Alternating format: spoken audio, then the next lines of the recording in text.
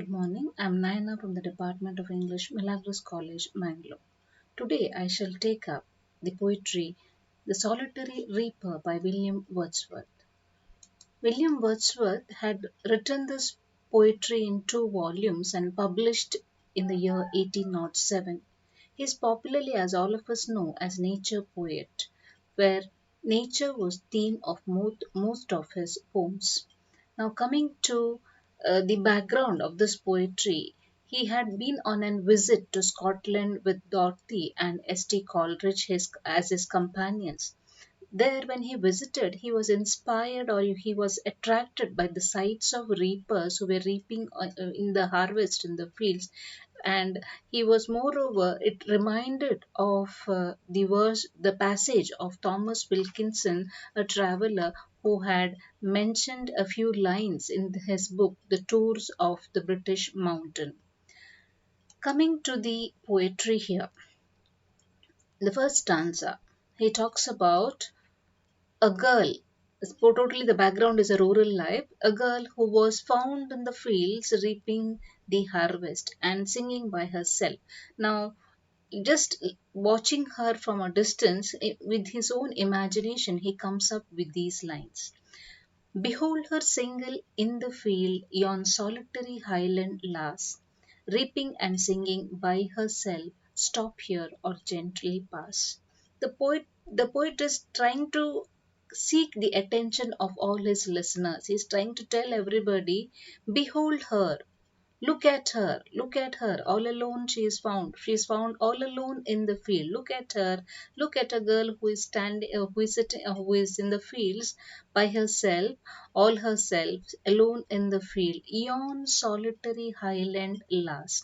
Yon solitary highland. Here he is referring over there, all over there in the field. You can find this girl, solitary highland lass. Now here it is referring to the regions. Highland region is referring to the mountainous region in the northern part of Scotland. Is referring to us or telling us, look at that girl all alone in the field who is all by herself. She's found alone. What is she doing there in the field? She is reaping and singing by herself. Stop here or gently pass. She is not disturbed by the surroundings. She is busy with her task. She is busy with her work. As what is the work there? Reaping the harvest. But along with that, she's singing by herself.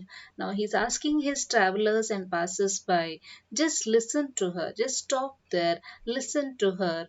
If not, without disturbing her, kindly just move on. Just without bothering her, just move away or listen to what she's singing. His intention here is to tell his listeners, listen to the song the girl is singing. Listen to the melodious song the girl is singing. The next stanza, alone she cuts and binds the grain and sings a melancholy strain. Oh, listen, for the veil profound is overflowing with the sound. Now, what is she doing? What exactly her task is? Alone she cuts and binds the grain. The word alone is emphasized here. She's all alone in the fields and she's busy with herself. She's busy, she's engrossed with her task, that is the cutting and binding of the grain. She's doing that all alone. Along with that, she's singing a melancholy strain. Oh, listen, for the veil profound is overflowing with the sound. Now she's singing a song, melancholy strain. She has a melodious voice. That is one thing. Another thing is she's singing a melancholy strain. It is something doesn't talk of a happy moment. It's something denoting sadness. It is some sadness found in the tone of her song. Now he's asking his readers, "Oh, listen, for the veil profound is overflowing with the sound." The entire valley, the entire region is silent, but it is filled with the voice of her song. That is what he's telling. It is overflowing. You can, since it is a rural area, a silent region, and moreover, the entire valley is only filled with one sound, and that is the song of this young girl, the solitary reaper. Moving on to the next stanza, here is a comparison made by the poet. He's talking about the comparison and when he listens to this girl. Is comparing her to the nightingale. No nightingale did ever chant more welcome notes to weary bands of travellers in some shady haunt among Arabian sands. Now, what is he trying to tell us? He's trying to tell us she is singing as beautiful as that of the nightingale. Her song is uh, excelling. Her song, her sweet voice is referred to that of the nightingale. When you travel on a long distance journey, now when travelers travel in a desert, they are tired because we know, all of us know uh, the situation of a desert, and they sit at some place first to relax, or when they find water they are very happy. And tired travelers, no nightingale did ever chant more welcome notes to weary bands of travelers, tired travelers in some shady haunt, who are relaxing at the shade of the tree in a far off desert. Now when in such a situation, when they're listening, all of a sudden they listen to a song, beautiful song, all their tiredness just goes away. They are happy, they are just relaxed. That is what the poet is telling. As you listen to this girl's song, which is as sweet as that of the nightingale, you feel more relaxed, you feel more happy, all your tiredness, all your weariness is gone away, says the narrator here, says the poet. Next, he compares her to that of the cuckoo bird, a voice so thrilling that never was heard in the springtime from the cuckoo bird, breaking the silence of the seas among the forest Hebrides. Now, he is now telling us that this girl is not only singing as beautiful as that of the nightingale, he also refers to that of the cuckoo bird. Now, cuckoo bird is something which has a melodious voice. He's telling you can just feel as the song of the cuckoo bird, so appealing, so catching, it is so exciting, you feel as you listen to this girl. And somewhere far away in the Arabian lands, or in a far off island, this beautiful song, this beautiful tone is filling you with all energy, is filling you with all vitality, and it brings you back to life. This is what he's referring to. You feel all energetic as you listen to the cuckoo bird. Same way I feel when I listen to this song of the um, listen to the song of the solitary reaper, says the poet. Next, he says, will no one tell me what she sings? Perhaps the plaintive numbers flow for old, unhappy, far off things and battles long ago. The poet here is concerned what exactly is the girl singing? He's asking, will no one tell me? Will somebody please tell me what is the girl singing? Perhaps the plaintive numbers flow. And he's making a guesswork because there isn't anybody to tell him. As it is, he does not understand the language, he does not understand the dialect. So that is why her guesswork is taken up by the poet. Will no one tell me what she sings? Will somebody please tell me what is that the girl is singing? And then he says, he moves on to tell, or he is just guessing. Perhaps the plaintive numbers flow. That is the song. Perhaps the song is about what? Old, unhappy, far off things. Something which has happened long ago. Something which has happened years ago, ancient, for old as you know, all of us know something which is past, unhappy, not something to be celebrated. It doesn't say, the tone is not a happy tone there. Far off is something which has taken long ago, very old situation. Maybe it may be referring to such things, or maybe a battle which was fought long ago. This is what the guesswork done by the poet in this particular stanza. Next, he talks about, or is it some humble lay, familiar matter of today, some natural sorrow, loss, or pain that has been or may be again? He moves on to say, when he's telling, it may be something related to the past, something of which has brought pain, something of a battle, sorts of assumptions he comes up with. And again he goes on to say, telling us, oh, maybe it is some humble lay, familiar matter of today, some natural sorrow, loss, or pain that has been or may be again. he's just trying to guess. Maybe it is something related to her life, something related to the present, something which has brought in lot of pain to her, lot of sorrow to her, maybe something that she has experienced.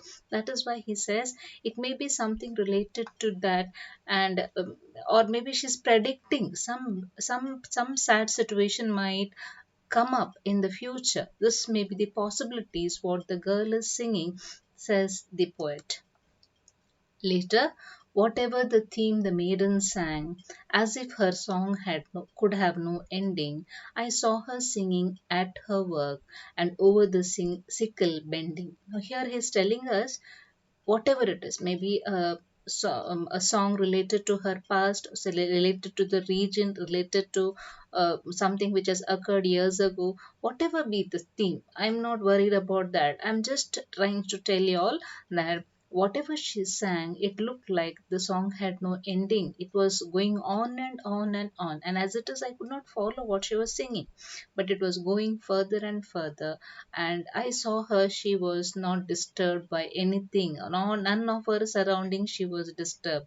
She was singing at her work, but she was busy with her task. That is, she was busy cutting the harvest. She was busy using there was a sickle in her hand. All of us know sickle is a instrument or a tool used to cut the harvest. Now here he finds her along with her reaping process. She is busy singing and involved in her task. She was on her own by herself, enjoying whatever she was doing, and she was busy. She was busy. She was not watching she was not aware that somebody is watching her.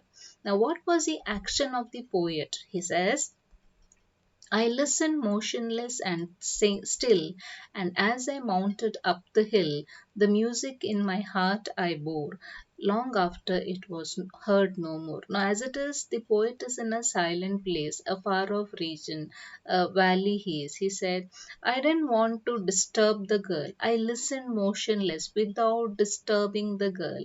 I stood there for some time. No more I could stay there because I had to move forward. I do not know when the girl is going to conclude, nor I was very keen on meeting the girl. That is why he said, I listened motionless and still without distracting or disturbing the girl. I waited there for some time. Why did I wait there for? I was listening to this song of the girl, and still without any disturbance I waited and listened to her. And as I mounted up the hill, further I had to move ahead with my journey.